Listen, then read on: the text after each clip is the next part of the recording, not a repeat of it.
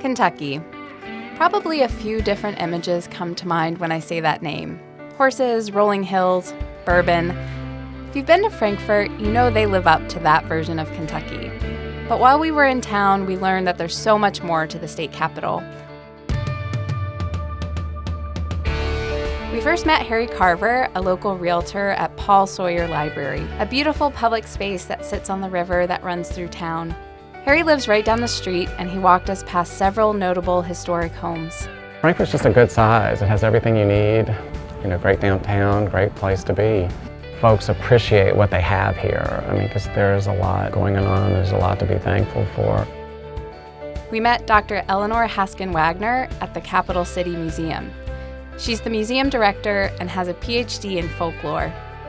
I learned a lot about what makes Frankfort a welcoming place to live from Eleanor, a Kentucky native who is passionate about telling the stories of people who lived and live here.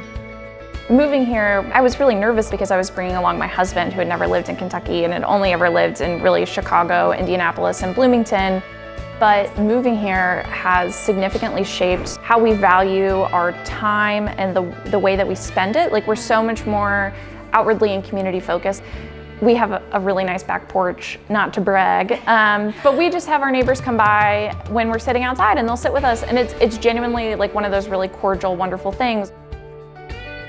Getting a behind-the-scenes tour of Buffalo Trace from Freddie Johnson, a Bourbon Hall of Famer and the third generation of his family to work at the distillery, is not something I will soon forget. This is my grandfather here.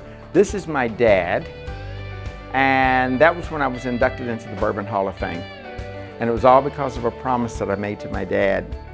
I started playing at Buffalo Trace Distillery when I was 5 years old. So my family's been around this distillery since the beginning of the 1900s. So the understanding with my dad was, I get out of school, I'm going to follow in my grandfather and his footsteps.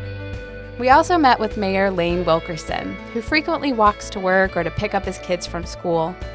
A Frankfort native, he moved away to bigger and bigger cities, but came back and is so glad he did. I met my now wife, and she's also a Frankfort native, born and raised, and convinced me that maybe we should move back to our home community, and that was about almost 20 years ago, and really a lot's changed since then, and I'm really excited about those changes.